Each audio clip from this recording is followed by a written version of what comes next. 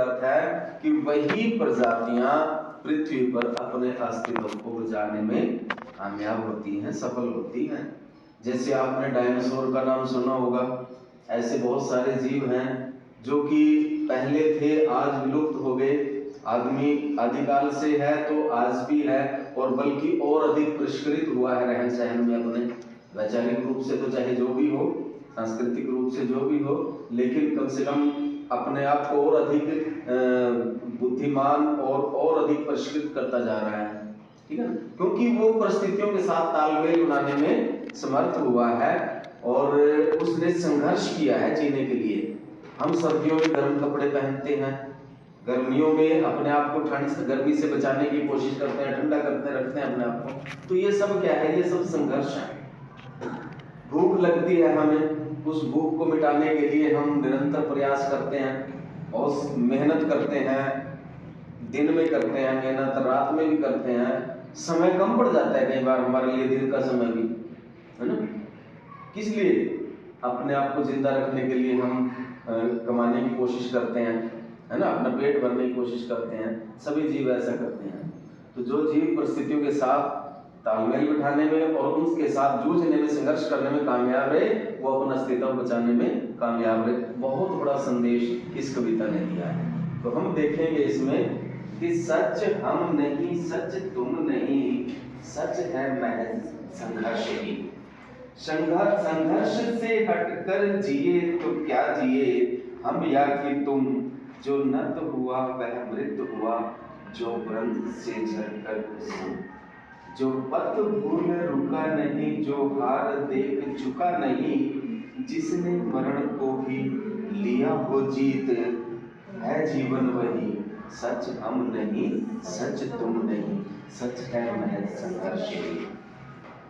तो देखिए कि जो संघर्ष से हट जाता है, संघर्ष से कट जाता है, वो ठीक उसी प्रकार से मृत मानो, उसे मृत समझो। जैसे फूल जो है वो अपनी टहनी से टूट करके मुरझा जाता है, जब तक वो टहनी से जुड़ा हुआ है तब तक उसे वहां से खुराक मिल रही है और वो खिला हुआ है। ठीक उसी प्रकार से मनुष्य के लिए भी संघर्ष जो है एक ऐसी ही टहनी की तरह है जो कि उसे पोषण देती है।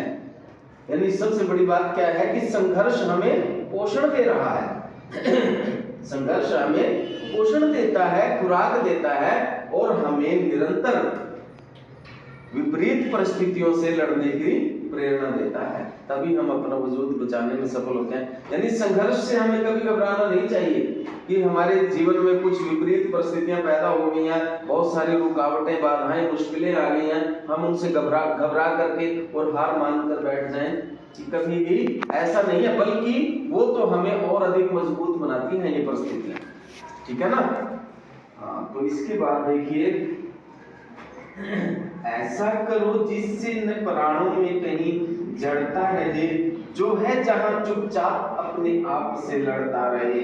जो भी परिस्थितियां मिले, जो भी परिस्थितियां मिले, कांटे चुभे कलियां खिले, हटे नहीं हारे नहीं इंसान, बस संदेश जीवन का यही, सच हम नहीं, सच तुम नहीं, सच है महज संघर्ष ही।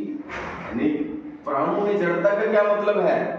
जड़ता का मतलब है कि हम जीवन तो जी रहे हैं लेकिन उसमें कुछ विशेष हलचल नहीं है, कुछ हम ऐसा कुछ नया निर्माण नहीं कर रहे हैं या परिस्थितियों से जूझने का प्रयास नहीं कर रहे हैं, धारा के साथ बह रहे हैं। बस धारा के साथ अगर हम बहेंगे तो बस हमारा जीवन जो है वो जड़ है। जड़ का मतलब एक जगह जो स्थिर है, ठीक है ना, कि जो है जहां चुपचाप अपने आप से लड़ता रहे, कि हम जहां भी हैं, जैसी भी परिस्थिति में हैं, हमें दूसरों से किसी प्रकार की कोई अपेक्षा नहीं करनी है, बल्कि अपने सामने आई हुई समस्याओं से जूझना, उनका समाधान ढूंढना और संघर्ष करना।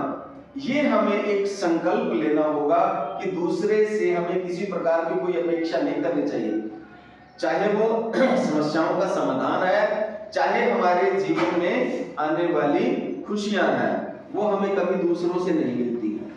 हमें खुद वो अपने अंदर से ढूंढनी होंगी। और हमें मजबूत क्या बनाता है? संघर्ष मजबूत बनाता है।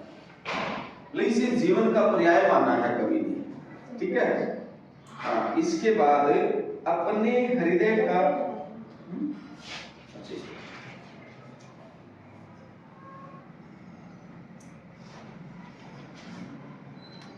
अपने हृदय का सत्य अपने आप हमको खोजना, अपने नयन का नीर अपने आप हमको पहुंचना।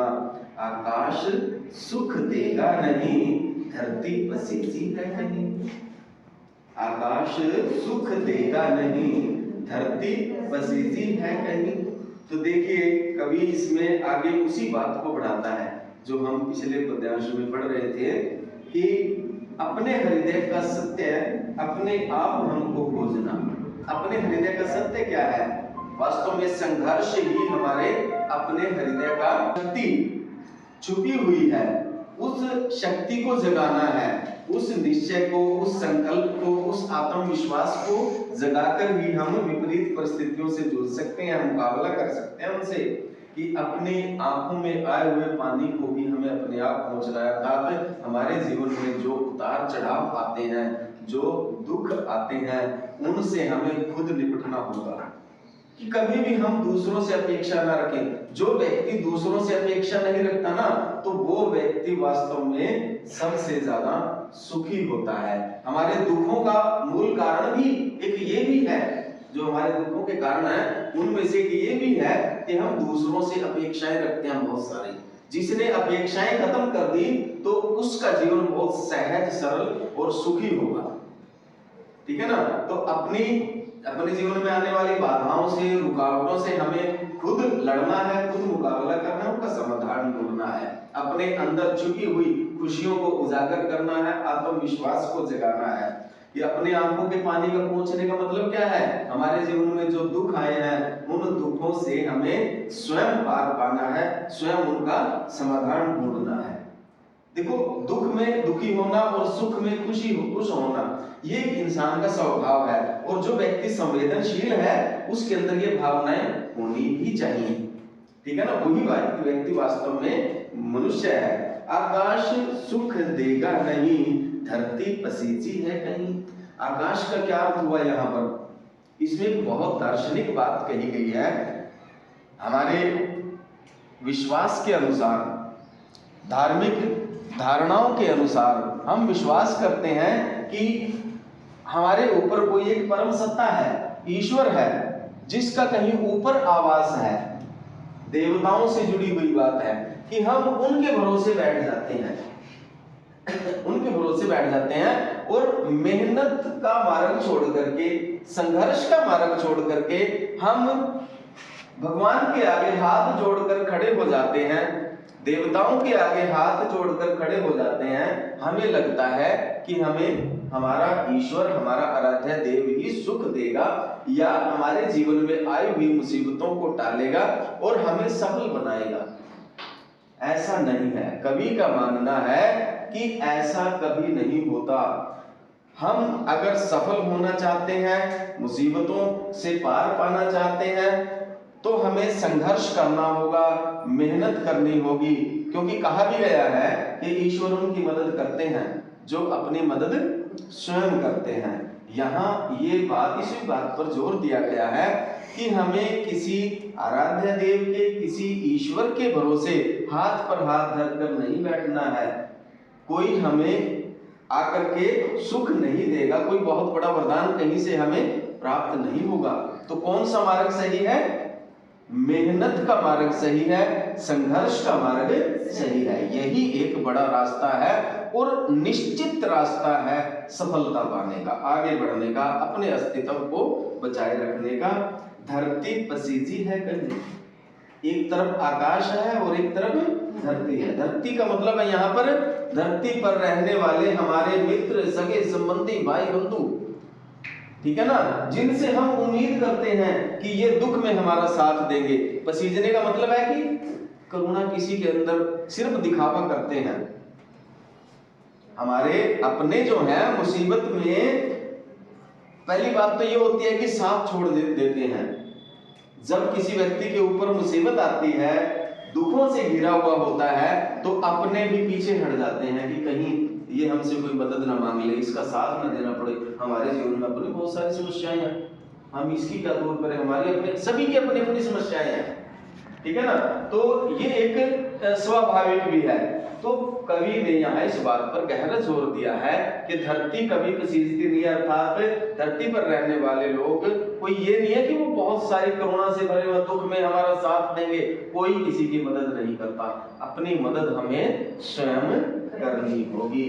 तो इस तरह से हम देखते हैं कि ये जीवन दर्शन का संदेश देती हुई एक बहुत गहरे अर्थ ली हुई सुंदर कविता है, जिसमें सौंदर्य भी है, अलंकार है और साथ में इसका अर्थ भी बहुत गहरा है। उम्मीद करते हैं कि आपको इस कविता का भावार्थ, इसका सौंदर्य समझ भी आया होगा और अच्छा भी लगा।